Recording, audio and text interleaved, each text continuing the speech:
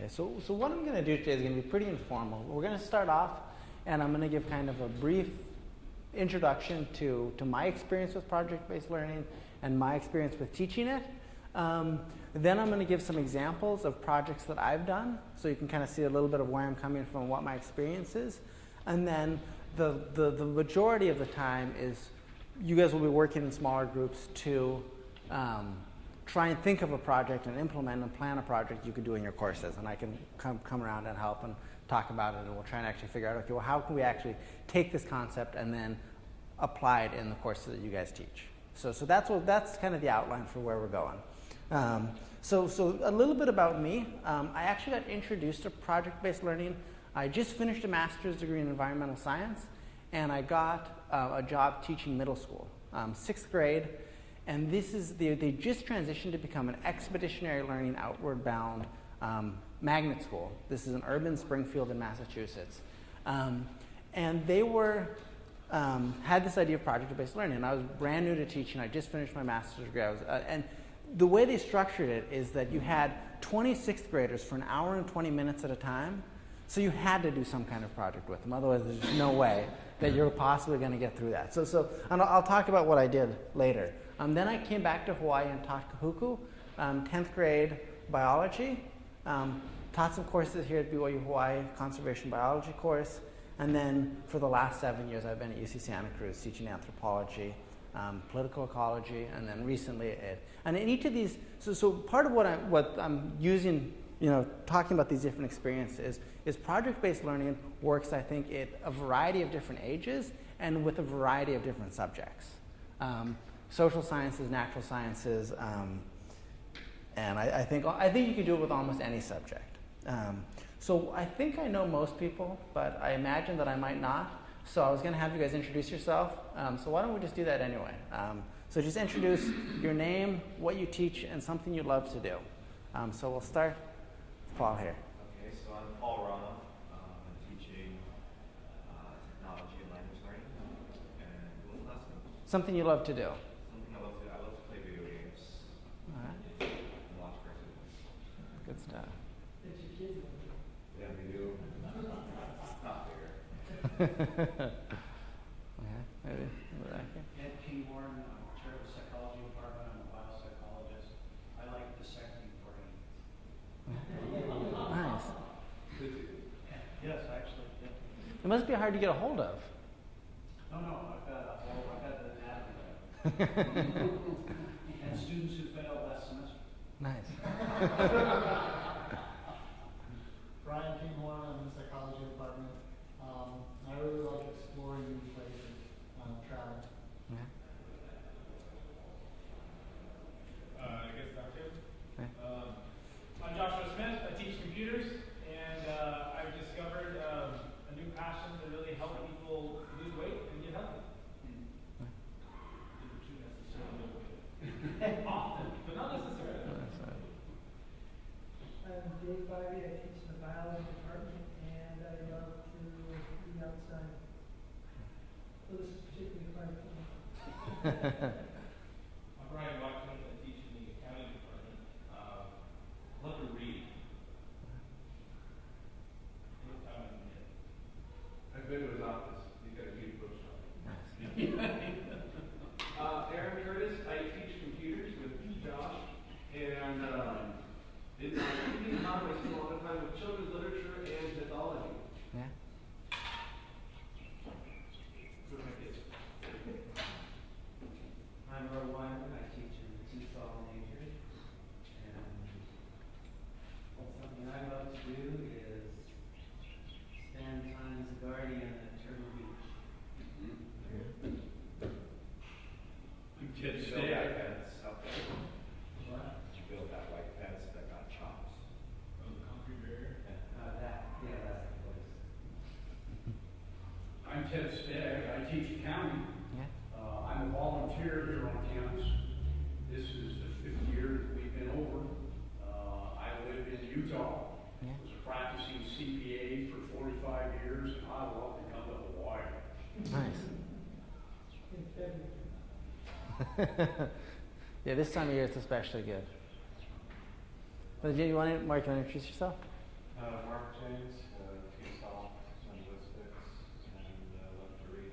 Okay, cool. And part of this is useful is, what we teach depends on how what kind of projects you're going to be coming up with. I think each discipline ends up looking quite a bit different. And I think it's also important to connect teaching with our different passions. And I think project-based learning is a good space to kind of think outside the box a little and see how we can connect some of the things we really like doing with what we do for work. And hopefully there's some overlap there. So let's look at project-based learning. And there's, you look online and there's lots of different lists of what it is and different components. And these are the ones that I kind of felt were the most relevant.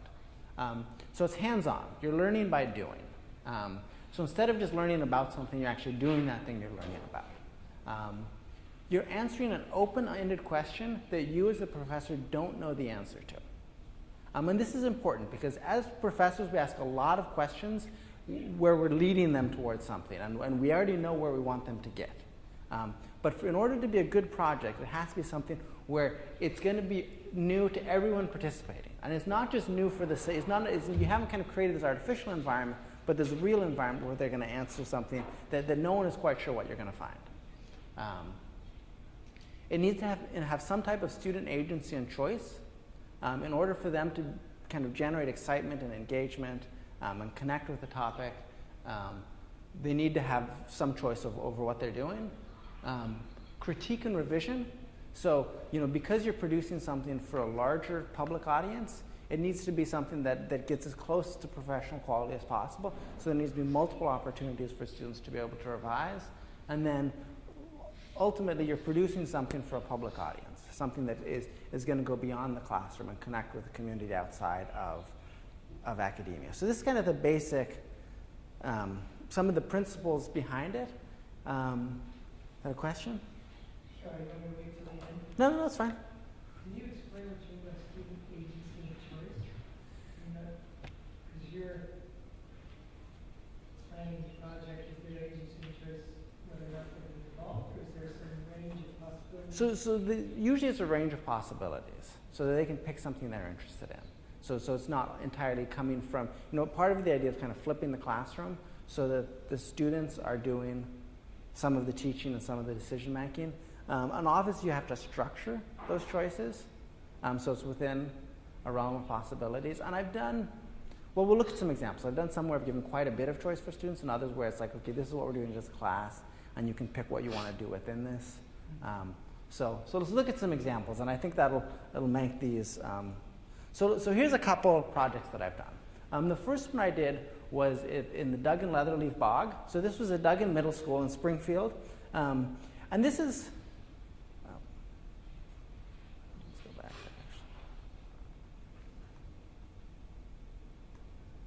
there. So this is Duggan Middle School. And it just happened that this middle school was right next to a bog in the middle of downtown Springfield.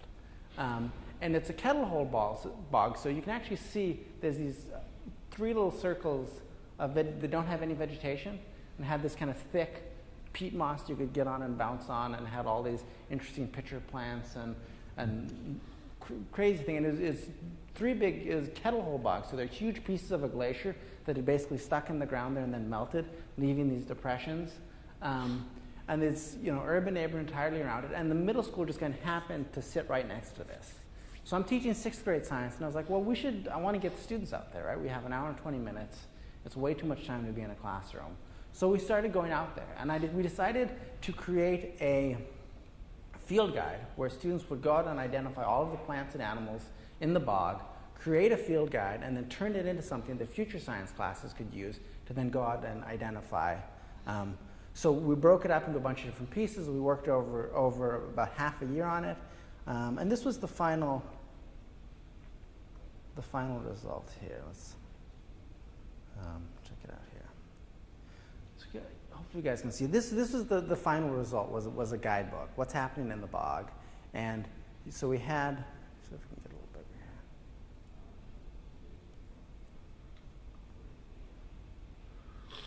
here. So they had different species. They had pictures of the different species, descriptions, the habitat, interesting facts. And they produced a field guide that future biology classes could use to kind of interact with this space. All right.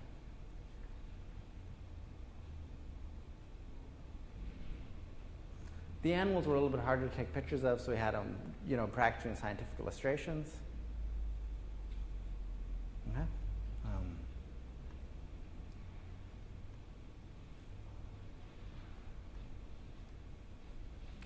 Another project I did was at the James Campbell National Wildlife Refuge. This was here at Kahuku. I talked with one of the biologists there, and he had a freezer full of 300 bullfrogs that they'd been trapping and collecting. And they were trying to understand, a previous graduate student from UH had come and noticed that one of the main things that was happening to the chicks for the Hawaiian stilt and the moorhens and coots was they were being eaten by bullfrogs. So they'd been trapping these bullfrogs, and they needed to have 300 bullfrogs dissected to see what was in their stomach. So instead of just doing, normal frog dissections where you are trying to figure out, okay, what are the different parts of the frog, how does it come together, things like that. These were going to be helping a wildlife biologist do the dissections so that he could figure out what the frogs were eating and what was actually happening in the wildlife refuge. I got all of my biology classes there. We spent a day at the wildlife refuge and dissected 300 frogs.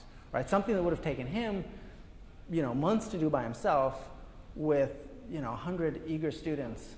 And he had a whole worksheet, sex the frogs, weigh them, inventory the stomach contents, right? So he had actual data that came out of this. The students got to do their frog dissections and learn about dissections and how they work and be a part of an actual scientific project. And they also got exposed to the wildlife refuge. And a lot of them, they've grown up in Kahuku, they've grown up right next to it, and they'd never actually been there, and they didn't know what it was. So it was a great opportunity to connect them to community, to do biology, but also to do it in a real-life context where the data they collected was going to be useful for local wildlife management. So that was another example. And this was, it really was just a one-day project, right, in that we prepared for it up to that point and learned about native species and predation and a lot of the concepts, but the final work we did was just on that one day. More recently at UC Santa Cruz, I did a class project where we did a study on social media and gender use. And each, they divided into groups. They looked at Instagram, they looked at Facebook, and they looked at YouTube, and looked at they created a survey, distributed it to their friends, analyzed the results, and then produced a kind of a presentation about social media and gender use. And instead of just learning about how to do ethnography, they're actually participating in an ethnography themselves. So these are all examples of class projects where the entire class did the same project and we kind of broke it into little pieces. I've also had other classes where people have kind of picked their own individual projects. For a political ecology course in California, what happened? There we go. Okay, let's go back here. One of my students wrote a Wikipedia page, right? So she was looking at community-supported fisheries. Check that out. So now when you go to Wikipedia, what you see is, instead of writing a term paper that I would read and then mark up and no one would ever see again, if you type in community-supported fisheries in Google, what you see is the result of her work. And it's a great page. Lots of good information, good citations, and her work becomes public, right? And so the level and the quality of the work is going up because she knows there's a much larger audience looking at it. Another example, also from the same course. Oh, here it is. Let's do that. Was the students produced a website with a blog about pesticide use in the Central Valley in California. As part of this project, they also produced pamphlets that they gave to farm worker organizations in order to educate people about pesticides and the danger of pesticides, and then created another pamphlet that they gave to local farmers to educate them. And a lot of the NGOs actually said they were going to use these, and this is what, they needed this educational material, and it was something they were going to start using on a regular basis. An individual project that I'm looking at right now is getting my students to do a survey about the haiku stairs, which is kind of an ongoing thing that's in the media, and there's a lot of kind of back and forth, and the media has all these different things, there's people trespassing, so it's kind of a relevant local social issue that's ongoing, and yet I haven't seen any quantitative data about what the community thinks and what the community wants.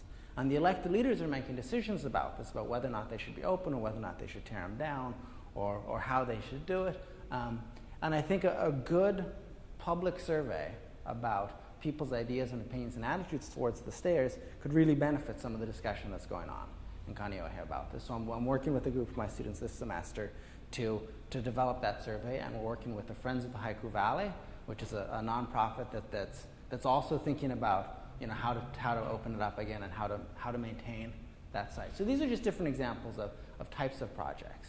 Any questions? Thoughts? All right. So the next stage, what we're going to do is, let's go through all this stuff. So Christian, Yes. one quick question. So the group work that you seem to do looked like it was all at the secondary level, the whole class stuff, and then the individual ones looked like they were more from your college classes. Mm-hmm. So have you tried to do a big group one at the college level where you got the whole class involved? So the ethnography I did about social media was a class project where everyone was involved in the same one.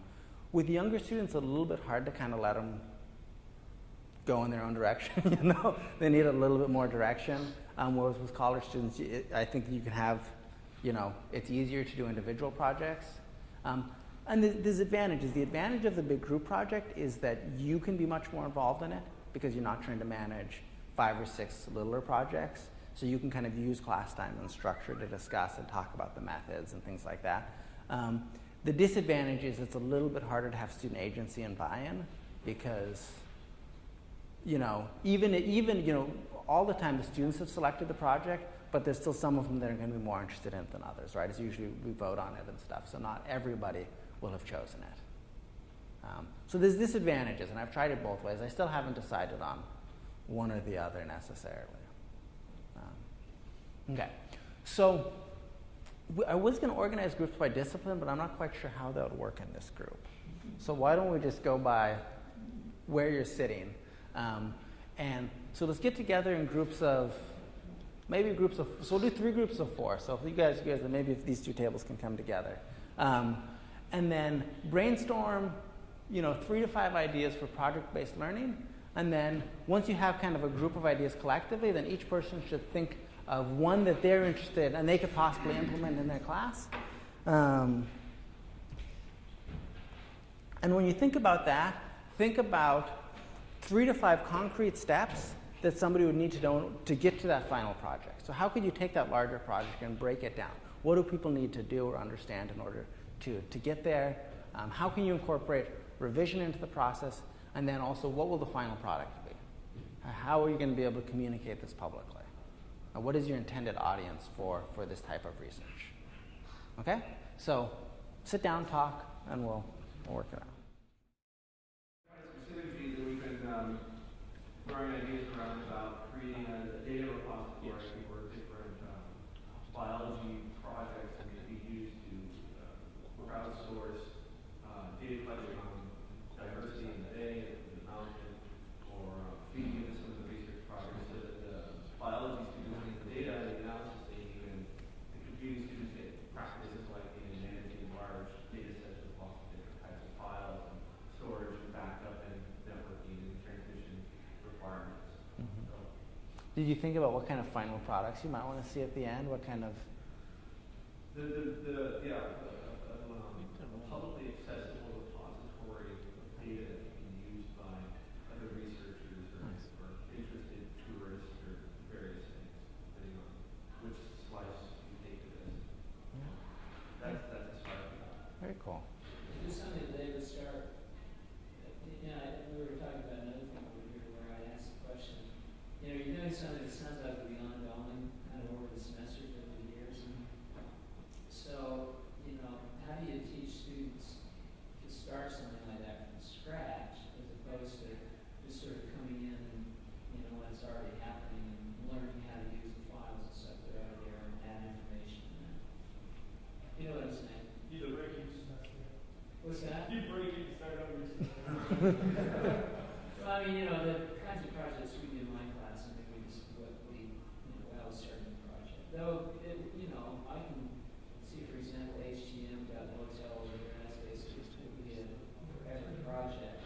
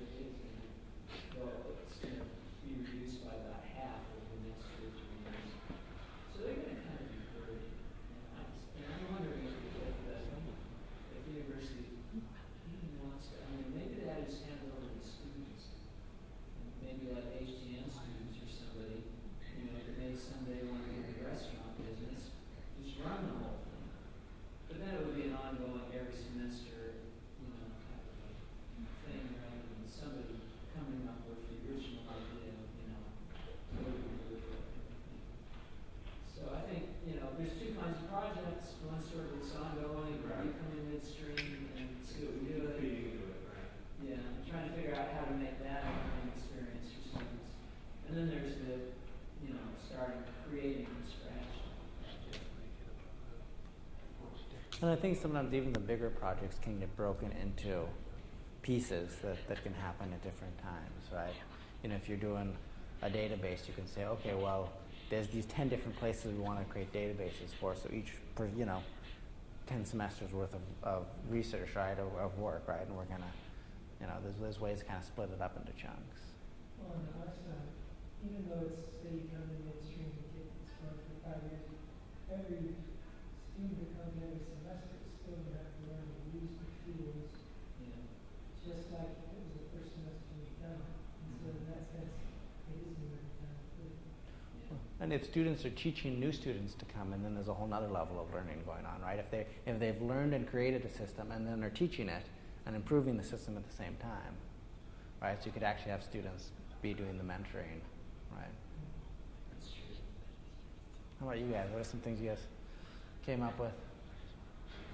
Always gonna solve.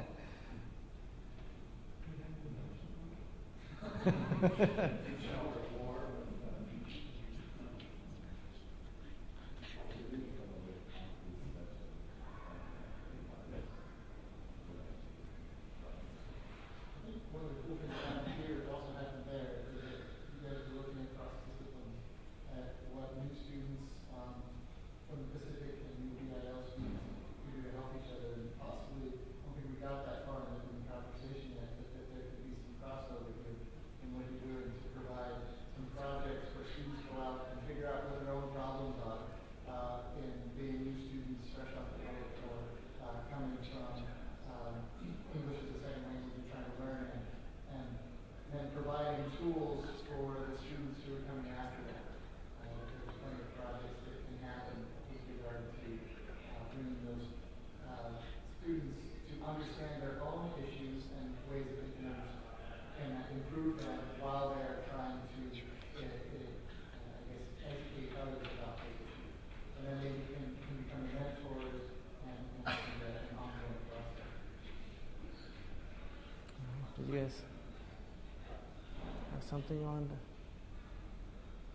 Well, what you came up with brainstorm. So, what the last thing you came up with? Well, sorry if not new. What it is, I'm talking about the hotel. oh, the hotel. Yeah, thinking of the new Marriott here, and assuming that there will be second language people working there and also as guests there. There are different areas of the hotel that need to be manned. There's maintenance, and there's housekeeping, and there's restaurant. I don't know about the restaurant, but assuming there would be. And housekeeping and front desk. These are different areas where second language people may be working.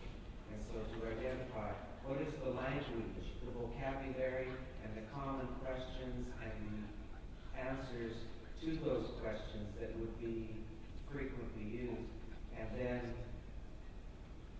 teach them. So creating maybe training modules or practice conversations or things like Yeah, that. hadn't really gotten that far yet, in my thinking, but that's what you have your students involved. And then you have the second language learners,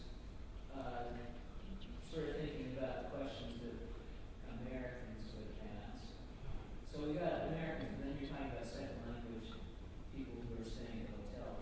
Yeah, there's two dimensions to the second language. And then there's the second language person talking to another second language person with different language. Or what about a second language person talking to an American as opposed to somebody from Britain as opposed to somebody from New Zealand or Australia? Have you guys seen Rep Replinger's room service? It's somebody in Pidgin talking to somebody from, someone from the mainland U.S. and it's the exact study of this. Yeah, Mr. Parker, exact. Pidgin speaker could be a second language. Oh, yeah. Okay. And so, I don't know when dialects to change into another language, because I once had to translate on the telephone two people talking together when one was from North Carolina and the other from Australia. And they both said, "I'm sorry, I don't speak Japanese." Do you have somebody there who speaks English? And so I just said, "Do you need somebody to translate for you on another phone?" And so, learn to dialects become languages. All right, so maybe we're almost out of time here, but just to finish it up, I think we had lots of great ideas, and hopefully you can all think of different ways to kind of take the classroom that you guys are currently working in and integrate projects so the students are working on real-world applications, connecting to local communities. These are a couple things, just little things that I've kind of have seemed to work over the years. One is, instead of trying to teach the facts to students, you focus on learning the processes. So how do they get knowledge? How can they answer questions for themselves? Because there's so many facts out there that it's always hard to get all of them. But if they can learn how to learn and how to create and generate that knowledge themselves, then they can find out what they need to know, even if you don't teach it to them in your class. I've found that in my class, did something like this, that I would get quality of work back when I leave it open for them just to do it in a group, that is far beyond what I could assign them to do. They would all rebel if I asked them to do the level of work that they end up doing anyway. Yeah. Because they've been self-directed. You have to make sure they're directed the right way. Yeah. They come up with some really weird stuff. I've learned that over time. And I think some of it is, you build space for revision so that there's multiple opportunities for them to improve it. Because if you're thinking about publishing and putting it out there, obviously some of our work at the end of the semester is not stuff you ever want to be seen publicly, right? So in order to get them there, you need to have multiple steps. And then the revisions becomes part of it.